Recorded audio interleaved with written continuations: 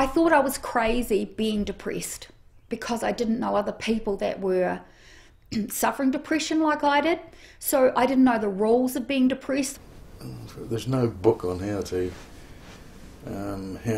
recognise, how to assist if there is a problem. It's happened and it's too late.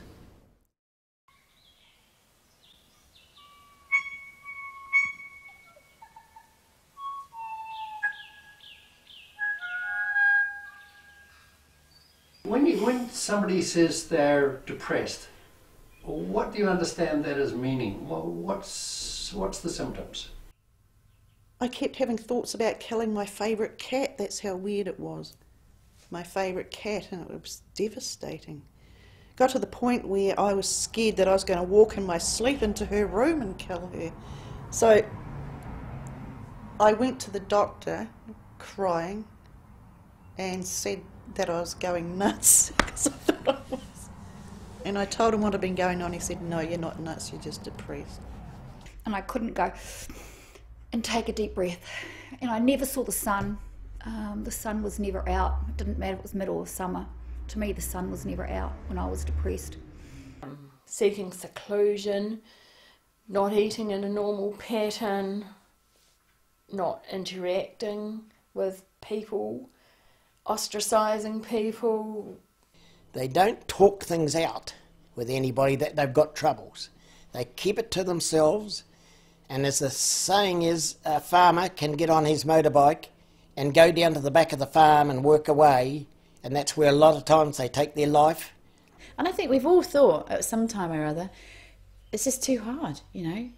Death would be easier than this. And looked at that tree and thought, I could just drive into that tree. I used to wish that trees would fall on me and kill me. I used to wish cars would run off the road and take me out. Yeah, well, yeah, but it's a thought that just pops into your head and you always think, oh, for goodness sake, pull your head in. I always tell myself, that's a funny thing because I don't want to be dead. But obviously there must be a part of me somewhere that thinks maybe it should be. I don't know.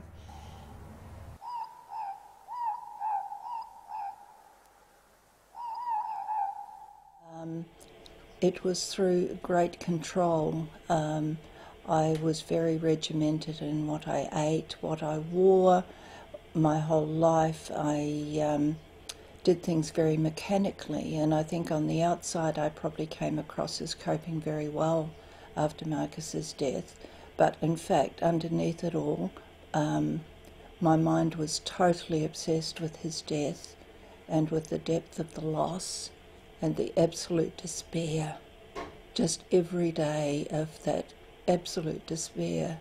Yeah, we sort of felt that we were back into the little eggshell and withdrew from a lot of things, and I think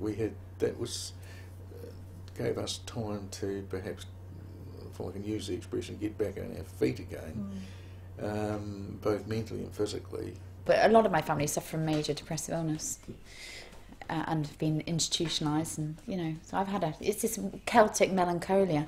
Somehow I've inherited my dad's genes on that one, so I've got this perverse reaction where the worse things get, the more cheerful I get.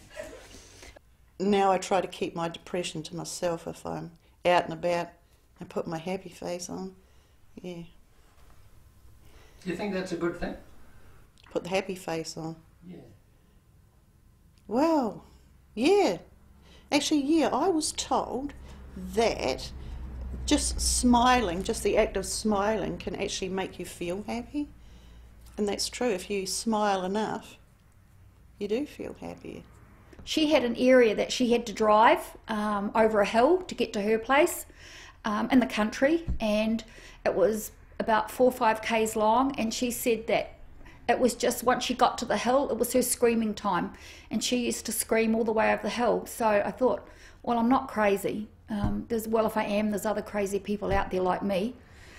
I thought this is going to be a pretty bad time for me, so I just threw loads of seeds in the garden before I left, a lot of my veggies and things, so that when I came back I had this huge lot of stuff happening in the garden, lots of weeds too, of course, but it was something to get me outside and doing things. That was the hardest part, just having the motivation to keep going. Because he's gone, but things carry on. The mail still keeps coming. I think I gave up on myself, and I started to get sick. And I thought, good, I don't care if I'm sick and I die, yay. Good, then the pain's going to go. But I didn't die. Instead, I went to hospital for about a week at a time. You kind of stuff it in the background. Although you think you're dealing with it, I was sort of dealing with it on the top, but I was still stuffing a lot behind. And when the kids left home, all the stuff I'd stuffed behind came up and kicked my backside. Yeah. And I got really, really depressed.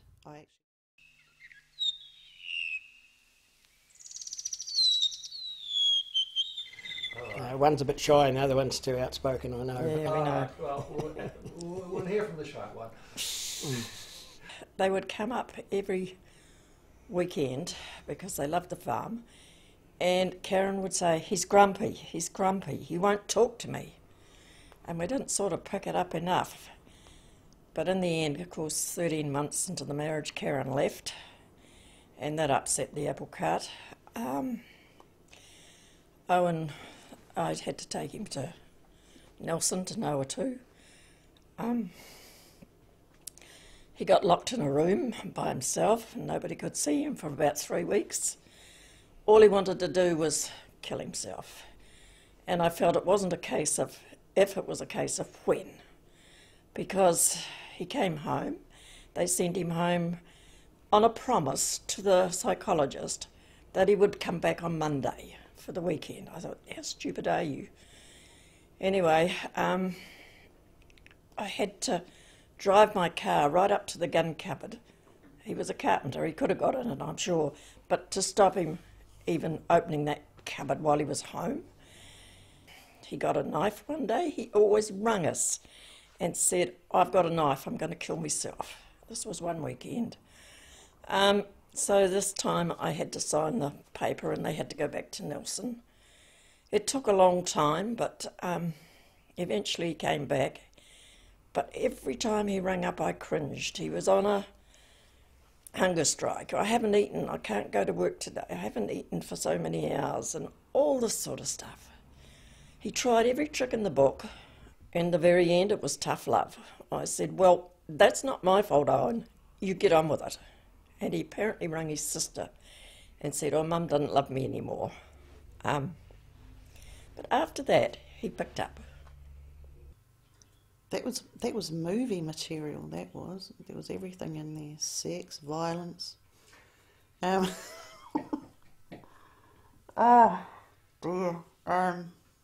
But no, not drug related.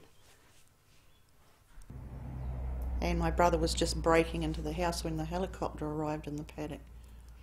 And sounds funny at the moment, at the time it wasn't. And all these guys in black got out and they run across the back paddock from our house and up through the pines up to the cow shed. And I knew then that Shane was dead. You just think, well, that's not something you see every day, is it? No. No, it's not. And the saddest thing, I wouldn't have actually said that he had depression. There was an incident where his ex-fiancée at that stage paraded the new boyfriend, and in a hotel, local hotel, on New Year's Eve. Couldn't have been worse, and we feel at that point, with a bit of alcohol on board, and it comes back to alcohol, he, according to his mates, quietly left the hotel. Colin said, we'll go down to the depot again, because he was on sticks because he just had a hip replacement. So I drove him down and he walked into the depot and walked all the way around the depot, and that's where he found him.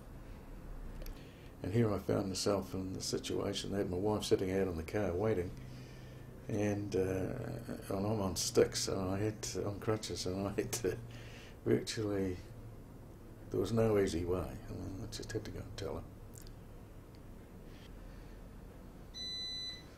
Is that you or me? It's the bread maker. Oh, it's the bread maker. What was it? Bread maker. Oh, jeez. I think the Hoggets going that's the only time that I'm aware that we have sold Hoggets, and that was just devastating because Ron and I had worked for years lifting the production and tightening the sheep breed up to how we wanted, and then to see your young stock go, yeah, that was a pretty hard day.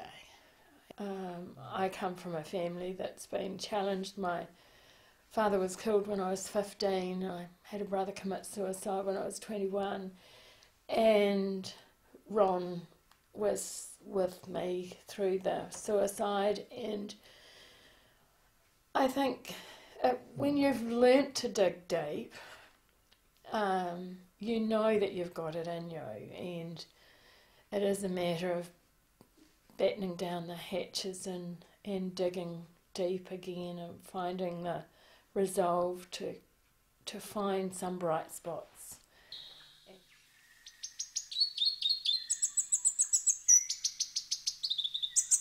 But people will walk across to the other side of the street rather than actually have to front or speak to you.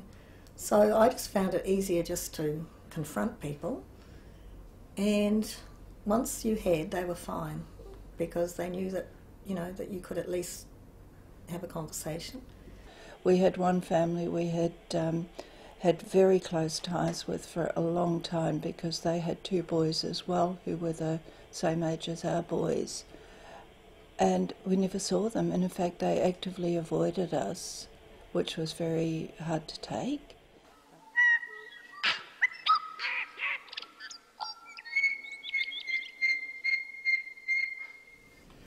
Yeah, I used to get extremely angry with people that would come up to me and say, oh, time's a great healer. You know, I'd really want to turn around and whack them. I mean, time's a great healer. That's just rubbish. I know you don't want to hear this, but it's going to get better. I mean, I could have just donged them on the head.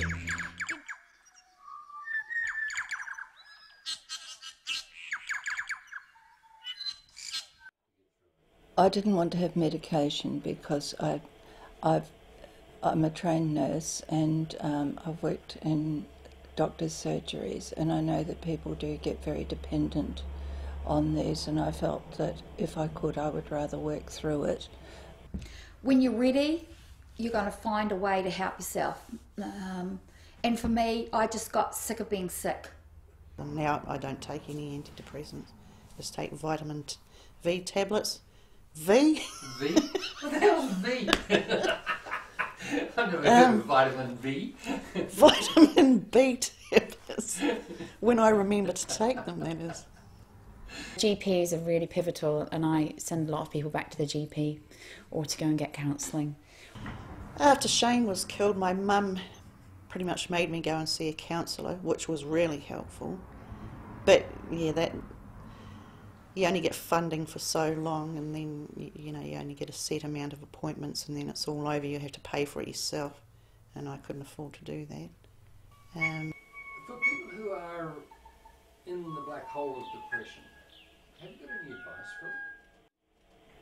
Go and see your doctor and get counselling, because it's just such a horrible place to be in, and the sooner you can get out of it, the better. If you can get your brain thinking about other things, then you think, oh, I didn't think about myself for half an hour or an hour.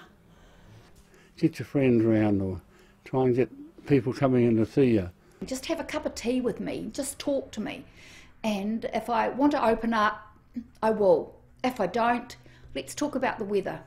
And you look back and you think, wow, I have come a long way. I don't want to die.